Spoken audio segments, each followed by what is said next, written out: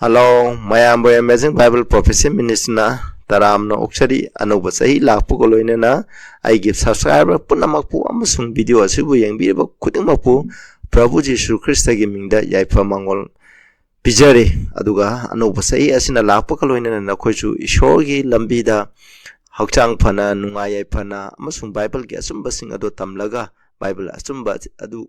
Induna Pazana Ishogi Lambida Satpungamba. Board people oishnu anaya kudung tiba kem yorum lakasu ishona anaba kudimak pan bishanu haina Prabhu Jesu Christa Gamingda kurum jari aduga ngasi ekoina lokhat sakadrba topic asidi koina mamangda nainakre madudi jihudi ki kumai taret ki maramda ekoi khara nainaba hokre aduna passover amasung unleavened bread ki maramda ekoi khara nainakre ngasi nainagadrba topic asina Ahanba Lokpa Mahei sing shoda katpa amasung Pentecost kumhei asigi maramda ikoi nainaminase Ahanba da ikoi shoda patna tause sagada laiba ipai sho na poininga litana thagatsari haukiba 2015 haukiba sahi ase nahana loina bidana amuk anouba sahi 2026 ase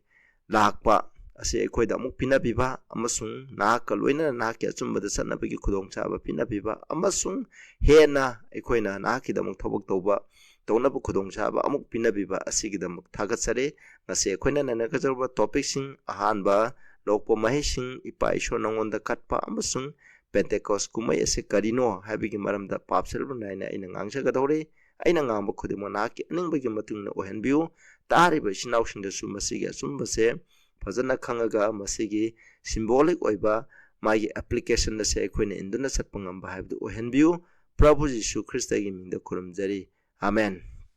mayam kamenda habiramu haukiba sahida kari nakoi gi punsida ishona kari loina khige haibagi wahi pareng amamamtang kamenda ibiramu aduga ikoi hojik changchalase ahom suba kumaida offering of the first fruit natraga web sit offering hamne mokoina thariba mahi morong adudagi phau oiga gehu maroina geru khara khawrani khudaba marom khawrani aduga mokoina ishorgi mamangda masi katpaneba katpagi kumhei ado maduneba masi ekoina Leviticus 23 gi 10 da paminasi Israel masasina wangangu amasung mokoida hayu aina nakoida pigidaba laibak aduda nakoina laklaga laiba adugi mahei lokpa matamda nakoigi mahei lokpagi Ahanba mahei singi mapun ama nakoina purohotki mafamda purakadabani habsni koina haini moina Ahanba Lokpa laurok kumhei hodringi mamangda pau amunba sing adudagi maraktagi afaba khara khallaga mokoina mapul ama pulani aduga mokoina ishogi mamangda khikkadabneba madubuneba websip offering natraga Ahanba Lokpa Mahei shoda katpa habse 33 paminase aduga nakoigi dama loksin binaba mahana Jehovah ki mangda mapun adu haigini pothaba numitki mathangi numita purohin amasi haigini aduga makoina mapun haiba matamda makoina Jehovah da mai thadokpagi kana potki damak sahi ema pharaba asoiba leitaba yaw laba masa ama katkani masi ekoina masidagi ekoina kariguma para ama tambe 38 da se masi karamba matamda katkani haiba matamda pothaba numitki mathangi numita habini koina masida pothaba numit haidise karino haitade koina mamahangi kumaida ekoina passover laikre passover gi mathangda ekoina hamayawdaba tan chaba numit tare ni sabni Ahanba numitom mayam tinaba numit oi aduga akonbagi numit atu mayam tinaba numit oiba adugi Ahanba numit ado madu ekoina thabakan suba yadaba numit neba madubuneba ekoina pothaba numit haise masida paliba pothaba haise sayol gi tare ni suba numit nateba passover gi mathangda hamayawdaba talkale haideba hamayawdaba tan katpado adu numitugi mathangi numita haibneba aduna masina taibdi sahi gi oiba pothaba numit sing lay habdi jihudi hingi kumhei sing thabak suba yade haiba numit sing ase pothaba numit neba masigi maramdane ekoina Colossians chapter 2 gi 16 17 18 da hairibdo aduga pothaba numit sing haide masi mami singni haina taklibdo maduneba masi chayolgi oiba pothaba numit nate masi Passover aibse masi chahi khudingi koina tara marini suba numit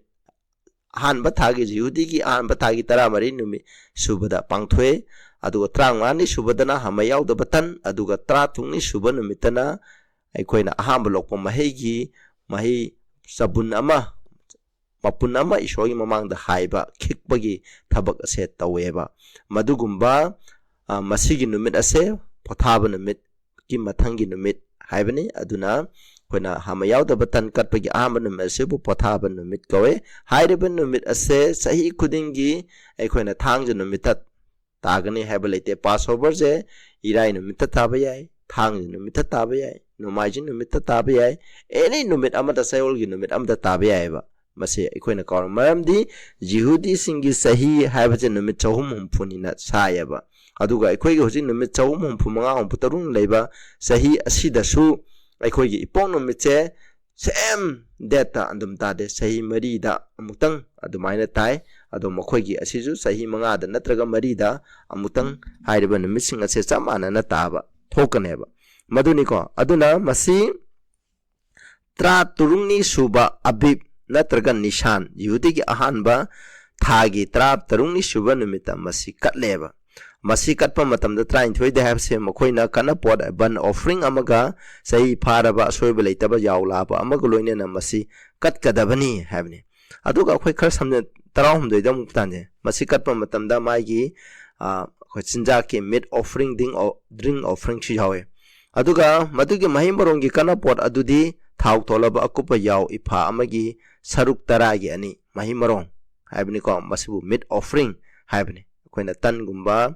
yam gumba sigumje manam nung sina bagi tamak Yehovah da mai thabigi kana pone aduga madu ki thakna bagi kana pot adu yu dagi hin amagi saruk marigi amane sida palebe yu ase karishna te drakha mahini drakha mahido maduju hairaga katpagi kana poto aduga loina na Ahanba Lokpagi Mahei Kumhei ase pangthoi ekhoi masigi Antitype masi Canada thinduna takpuno masi Canada thungkhrabage haibadugi maram adu yengmina se masi maroina Ahanba Lokpa Mahei ase katpagi thauram ase karishnate masi kaidawi prabuna sibiba adugi mapana mahaki ina kanbi khraba mi khara ishorgi mafamda katpa aduga sab maneva masida hai 1 Corinthians 15:20 da adubu haujikti Kristana sibadagi hingatuna tungkiba singi maraktagi Ahanba Mahei oire hamne Kristana ko Ahanba Mahei oire aduga maki matungda nakpa mioi kharasu mana siba matamda mana hinkala mafamda maki mapagi mafamda mahakna siba adugi mapana Ahanba Lokpa Mahei oina mahana sibi badugi mapana me kharakan bangame habdo ipai shogi mafamda katleba mahana siraga hinkalaga satkraba matamda masi katpani ko sira yengche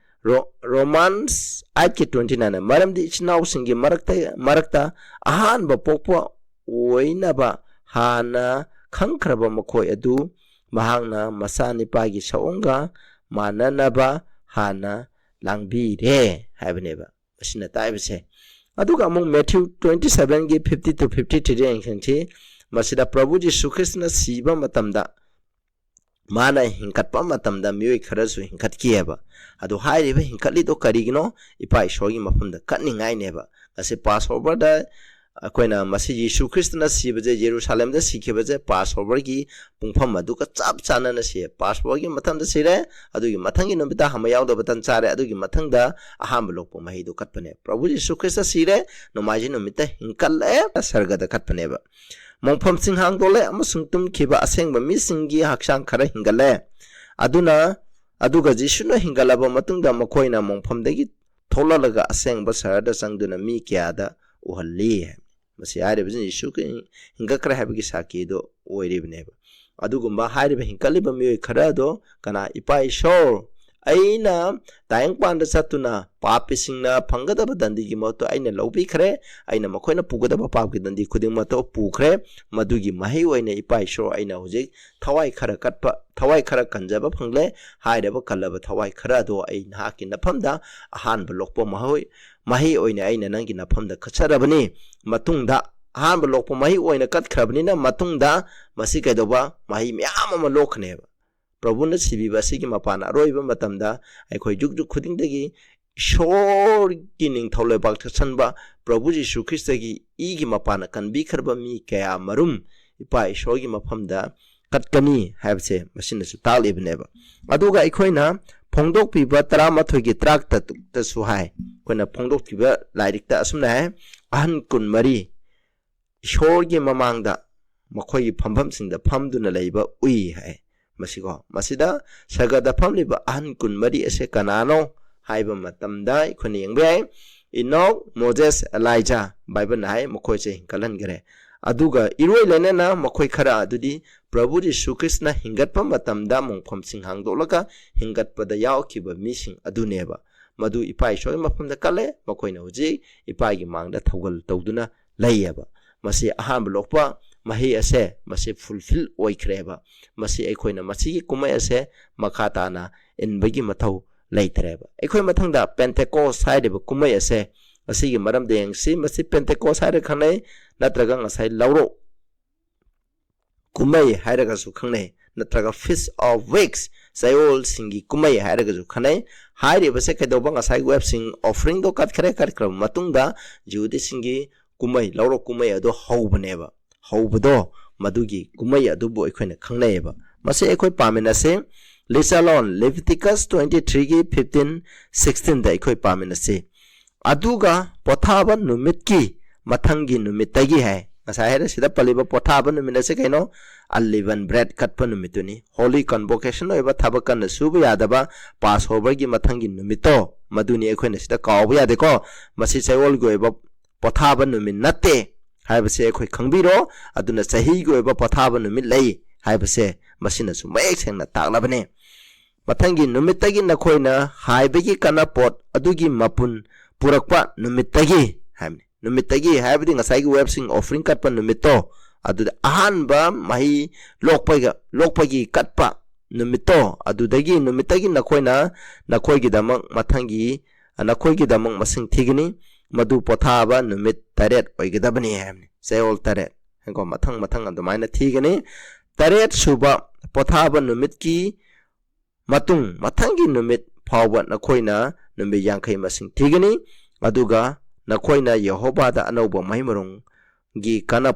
kanapot ama katkani haimne masi karamba matamda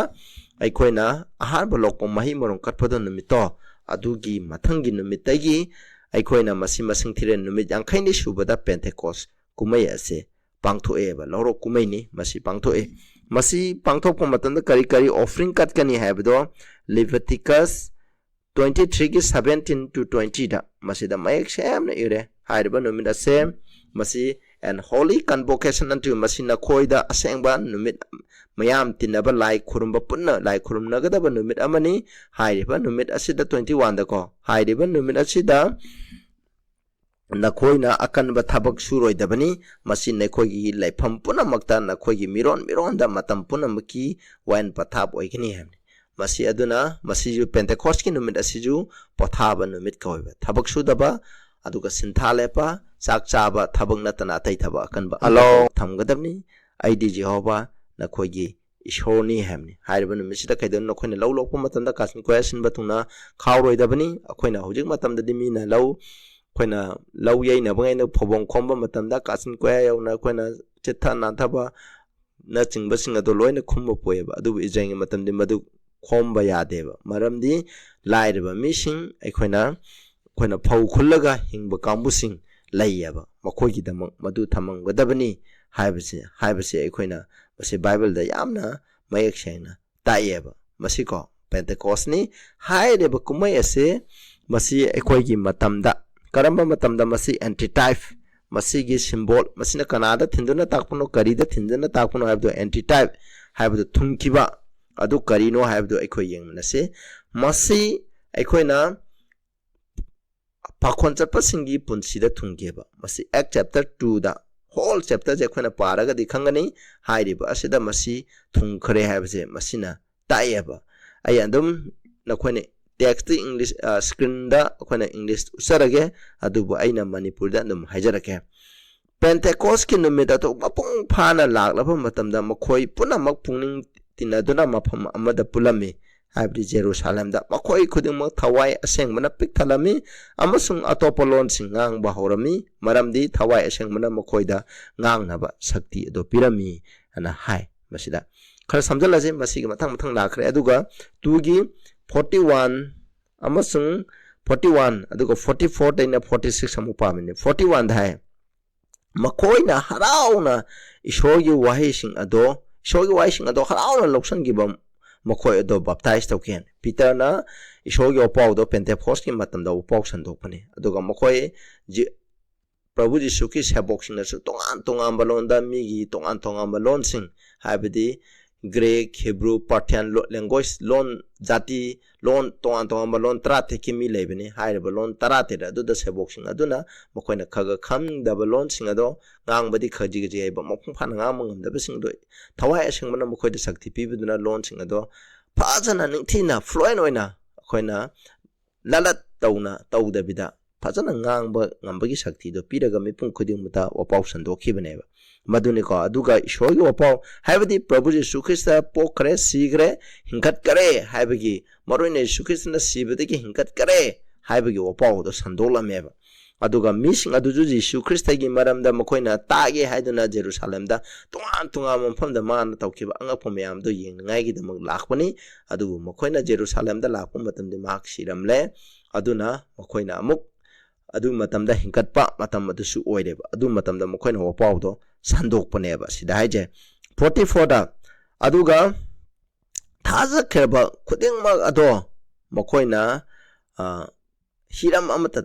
pot hiram punamak to makoigi oina magi aigi migi haibado amata khairamdreba aduga makoina makoigi lanthumsing hingol lau ingkhon nachingba polamsing ado yonthoe aduga makoi khudingma ado chap manana mi gi darka laibigi matungna makoi de yentholameba aduga 46 da makoina asumna met khudingi laisangda amathung yumtong khudingda tan thugaiduna makoi charami commonen gi oiba tan ado thugaiduna charami haibneba adunga saigi 41 da ina kharsi tawbna haideba 41 da ko haideba numit aduda mi chawrangna lising ahumlom church ta tension ki hamne baptize thoruga church ta tension ki hamne baptism gi matam aduda isnausa aduna prabhu Jesu Christna sibagi mapana kaidore heba aikoina shogim famda katkare adugi matungda maki lawrokpagi kumai ado haubneba aduna sebokingna prabhu Jesu Christ masigi Pentecost samane asagi prabhu Jesu Christna sire siga unleavened bread laire matung aikoina Jesu Christna nomaijin numita hinkat kare hairiba nomaijin numit adudagi numit yankhaini chapchana suba matamda hairiba kumai mokoigi Pentecost ki kumai do chapchana tabane hairiba matam aduda mokoigi ahanba lawrok isogi thawai gi oiba isogi opau sandopigi lawrok oina masimi lising ahum se khawbo phangkheba pakon chapasingna mokoi ado khawduna isogi sasta tilanba ngamkhi haibdo masina adugi matunda mokhoije amaga mot tinare aduga mokhoige areba lanthum makhai loi yonthoga mi gi lairabina kun makaidana mi gi darka laibigi matuina loina pinarami hamne kanana sumurum sonde masmai tawduna Pentecost ki thauram ase smaina message thungkhreba adubo ekhoi Christian singi matangda amuk ekhona Prabhu Jesu Christna ani shuba lakting mamangda second Pentecost ekhona amuk thungbe ai mi myamrum ekhona mi kamarum convert tawbu ngamgane ba roiba matamda atopa jasingdagi atopa tongan dharma sindagi hojik pung hongbagi matam sulai mi myamrum ju ishora tinba lai asiguma myam se ekhona tension ganeba isnausa masini asmai tawdana Pentecost ki kumai do thungkhre haireba Pentecost ki numit asibu ekhona Chayol gi sahi gi oiba pothaba numit thabak suba yadaba ceremonial sabbath hairega ju ekhona khangnayeba sinausa aduna masi hairibse akhoi thungkare mathangda moikhoina khoina pere singa khongbagi tampet aduga price ki numit amasung khoina feast of tabernacle phisangi kumai hairiba adugi maramda moikhoi mathangda akhoi mathangi Wednesday mathangi akhoi mathangi khoina thangja numita mo akhoi nainamina seba isnausa aduna ngasigi de tabiriba mayam da ishona bopi boishno anoba sahina lapugolone na mepung khudemakta ishona bopi boishno anoba mi oragdi agi channel asibu subscribe tawbiu maruma pangsinda share tawbiu nakoina bible gi achumba bible na kha haiba adu achumba do koina phajana thidu oga samina se haina mayam da haijari pratna tawna se sragada laiba ipa yam thaga sare aikoina hose maru aina Ahanba Lokpa Mahei amasung Pentecost kumai gi maramda akhoi nainakre nainaba kharaba khudima ase phajana khangduna aikoina masi induna satpangamba ohenbiu adu masi niyam puna mase prabuda thungkhrabani akoina prabuda sena thajaduna akhoi chu aroiba nahaki kanbi khraba mising adugi manungda saruk ya ba habdu ohenbiu prabu jisu gi mingda khurumjari amen.